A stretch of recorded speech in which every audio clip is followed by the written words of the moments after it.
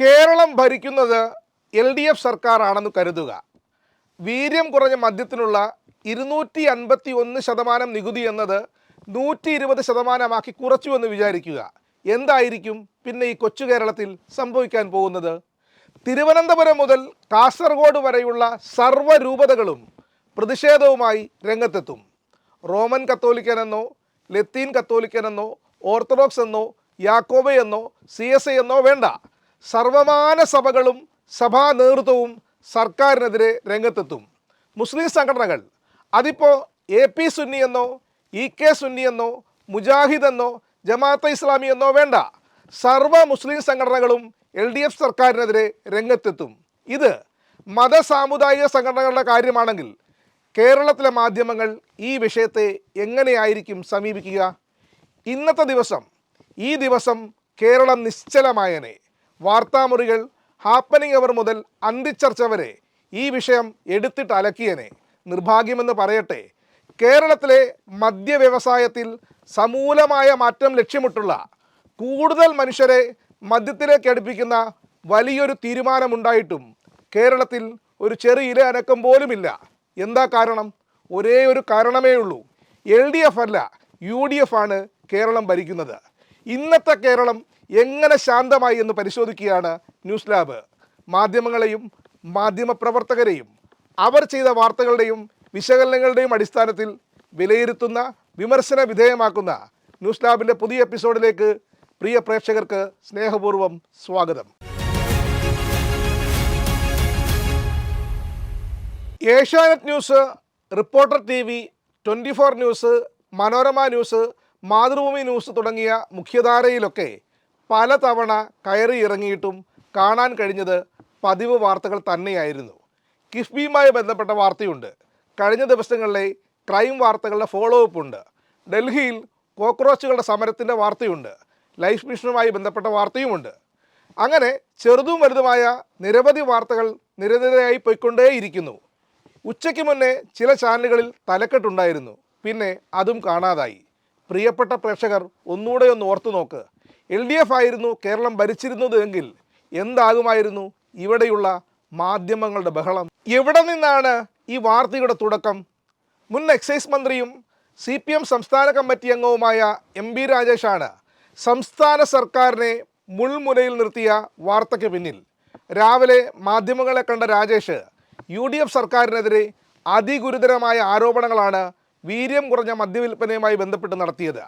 കേരള സമൂഹത്തോടുള്ള കൊടിയ അന്യായത്തിനും വലിയ അഴിമതിക്കുമുള്ള കളമൊരുക്കിയിരിക്കുകയാണ് ബജറ്റിലൂടെ UDF സർക്കാർ എന്നായിരുന്നു രാജേഷിൻ്റെ ആരോപണം. നിയമസഭയിൽ ധനകാര്യ വകുപ്പ് കൂടി കൈകാര്യം ചെയ്യുന്ന മുഖ്യമന്ത്രി അവതരിപ്പിച്ച ബജറ്റിൽ കേരളത്തിലെ സമൂഹത്തോടുള്ള ഒരു കൊടിയ അന്യായത്തിനും വലിയ അഴിമതിക്കുമുള്ള കളമൊരുക്കിയിരിക്കുകയാണ്. അതാണ് വീര്യം കുറഞ്ഞ മദ്യം എന്ന പേരിൽ നാട്ടിൽ മുഴുവൻ മദ്യം ഒഴുക്കാനും അതിന് നികുതി ഇളവ് കൊടുക്കാനുമുള്ള തീരുമാനം.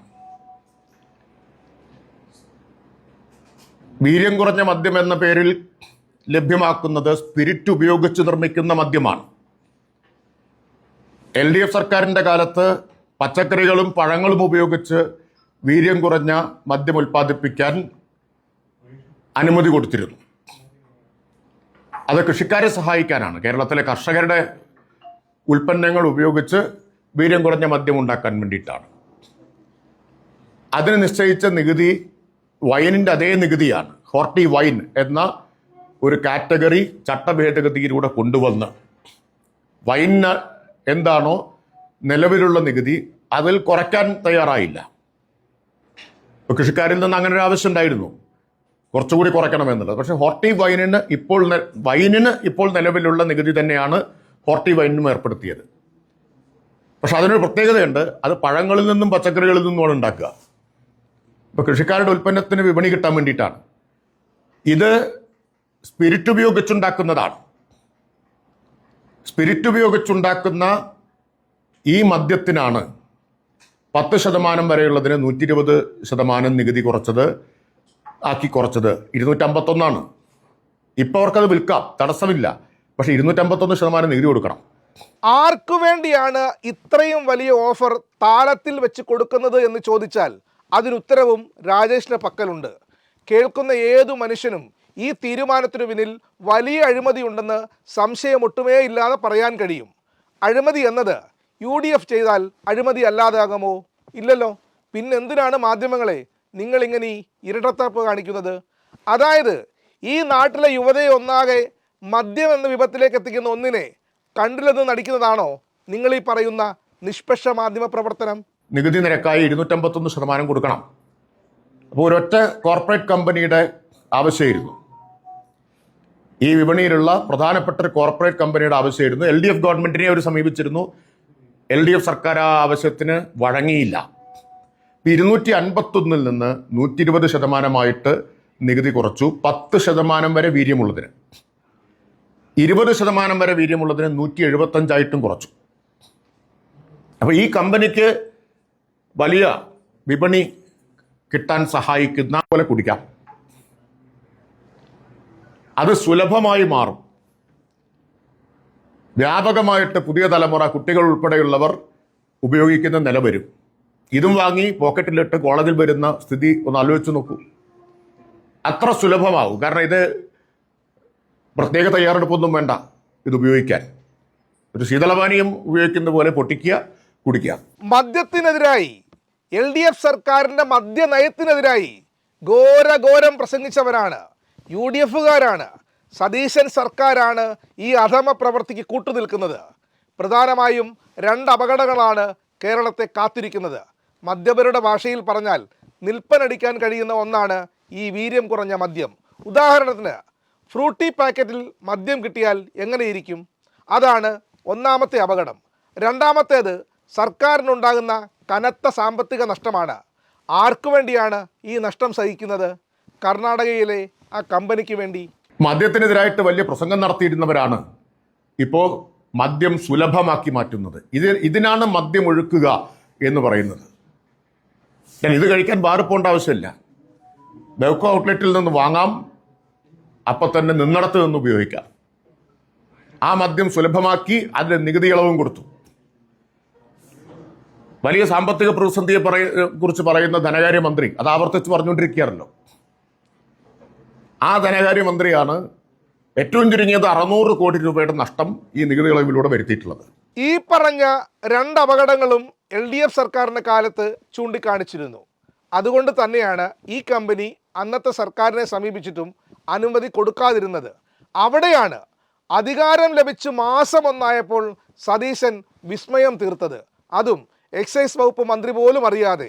ഈ നയവ്യതിയാനത്തിലൂടെ VD സതീശന് എത്ര കിട്ടി എന്ന ഗുരുതര ആരോപണമാണ്, മൂർച്ചയുള്ള ചോദ്യമാണ് MP രാജേഷ് ഉന്നയിക്കുന്നത്.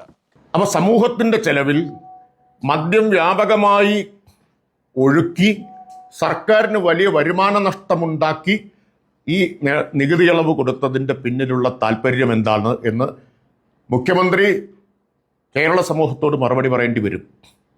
എത്ര കിട്ടി എന്ന് സതീശൻ പറഞ്ഞാൽ മതി. ബഹുമാന്യനായ ശ്രീ VD സതീശൻ വ്യക്തമാക്കേണ്ടി വരും എത്ര കിട്ടി എന്ന്. എത്ര കിട്ടിയത് കൊണ്ടാണ് ഈ ഇളവ് കൊടുത്തത്? മദ്യത്തിൽ മുക്കി ഒളിപ്പിച്ചു വെച്ച സതീശന്റെ ഈ വിസ്മയം കർണാടക ലോബിക്ക് വേണ്ടിയാണെന്ന് തറപ്പിച്ചു പറയുകയാണ് മുൻ എക്സൈസ് മന്ത്രി. വിസ്മയം ഒളിപ്പിച്ചു വെച്ചിട്ടുണ്ടെന്ന് പറഞ്ഞ് സർക്കാർ NGO അസോസിയേഷൻകാരൊക്കെ കൈയടിച്ചു. പക്ഷെ വിസ്മയം ഇതായിരുന്നു, മദ്യമൊഴുക്കാനുള്ള വിസ്മയാണ്. സർക്കാർ ജീവനക്കാർക്ക് ആനുകൂല്യം കൊടുക്കുന്നില്ല, ഇന്ദിരാ ഗ്യാരണ്ടി ആയിട്ട് പ്രഖ്യാപിച്ച പലതും നടപ്പാക്കിയിട്ടില്ല ഈ ബജറ്റിൽ. തൊഴിലുറപ്പ് പദ്ധതിക്ക് ആവശ്യമായതിൽ 800 കോടി കുറവാണ് വെച്ചിട്ടുള്ളത്. അപ്പോഴാണ് ഇത്രയും വലിയ വരുമാന നഷ്ടമുണ്ടാക്കുന്ന ഒന്ന് കൊടുക്കുന്നത്. എന്തായാലും അത് വെറുതെ കൊടുത്തതല്ല എന്ന് ഉറപ്പാണല്ലോ. ഇതുപോലൊരു സാഹചര്യത്തിൽ ഇത്ര വലിയ വരുമാന നഷ്ടം സഹിക്കാൻ തയ്യാറായതിൻ്റെ പിന്നിൽ, ആ ത്യാഗം സഹിക്കാൻ തയ്യാറായതിൻ്റെ പിന്നിൽ നടന്ന കൊടുക്കൽ വാങ്ങൽ എന്താണ് എന്ന് പുറത്തു വരിക തന്നെ ചെയ്യും. കർണാടക മദ്യ ലോബി ഇതിൻ്റെ പിന്നിലുണ്ട്. ഓപ്പറേഷൻ തൂഫാനെ തൂക്കി അടിച്ച ഒന്നായിപ്പോയി സർക്കാരിൻ്റെ ഈ നടപടി എന്നതിൽ ആർക്കെങ്കിലും ഇനി സംശയമുണ്ടോ? ഒരു ഭാഗത്ത് ഓപ്പറേഷൻ തൂഫാൻ നടത്തുമ്പോഴാണ് റെഡി ടു ഡ്രിങ്ക് മദ്യം എല്ലാവർക്കും ലഭ്യമാക്കിക്കൊണ്ടിരിക്കുന്നത്. കുടിപ്പിച്ച് തൂഫാനാക്കാനുള്ള പദ്ധതിയാണ്. എന്തായാലും പകല് മറ്റു വാർത്തകൾക്കിടയിൽ മുങ്ങിപ്പോയ ഒന്നു മാത്രമായി മുൻ എക്സൈസ് മന്ത്രിയുടെ ഗുരുതര ആരോപണമെന്ന് ഈ നാട്ടിലെ ജനങ്ങൾ വിശ്വസിക്കണം. മേനോൻ സർക്കാരിനെ ബാധിക്കുന്ന വിഷയങ്ങളിൽ വല്ലാത്ത കരുതലാണ് കേരളത്തിലെ മാധ്യമങ്ങൾക്ക്. LDF ആയിരുന്നു കേരളം ഭരിച്ചിരുന്നതെങ്കിൽ 1 മാസം ടെലിവിഷനിൽ വീശിയടിക്കേണ്ട വാർത്താ കൊടുങ്കാറ്റാണ് നൈസായി ഒരു കുളിർത്തന്നൽ മാത്രമാക്കി മാധ്യമങ്ങൾ മാറ്റി എഴുതിയത്. ഏഷ്യാനെറ്റിൻ്റെ തലക്കെട്ട് ഒരിക്കൽ കൂടി നോക്കി, തുള്ളി പോലുമില്ല മദ്യം. മറ്റുള്ളയിടത്തും അങ്ങനെ തന്നെയാകാനാണ് സാധ്യത. പല ചാനലുകളുടെയും ടിക്കറിൽ ചില സഭാപിതാക്കന്മാരുടെ വാക്കുകൾ വരിയൊപ്പിച്ചു പോകുന്നുണ്ട്. മന്ത്രി ലിജുവിൻ്റെ എങ്ങും തൊടാതെയുള്ള വാക്കുകളും അതിന് അകമ്പടി സേവിക്കുന്നുണ്ട്. സത്യമാണ്, ടിക്കർ ഒഴികെയുള്ള 2/3 ഭാഗത്ത് തുള്ളി പോലുമില്ല മദ്യം. ഇതിനിടെ കൗതുകകരമായൊരു കാര്യം മനോരമ ന്യൂസിൽ കാണാൻ കഴിഞ്ഞു. അതും ഇന്നു തന്നെ ആയതുകൊണ്ട് ചിരിക്കാതിരിക്കാൻ കഴിയില്ല. ന്യൂസ് ലാബിന് മാത്രമാണോ ചിരി വരുന്നത്?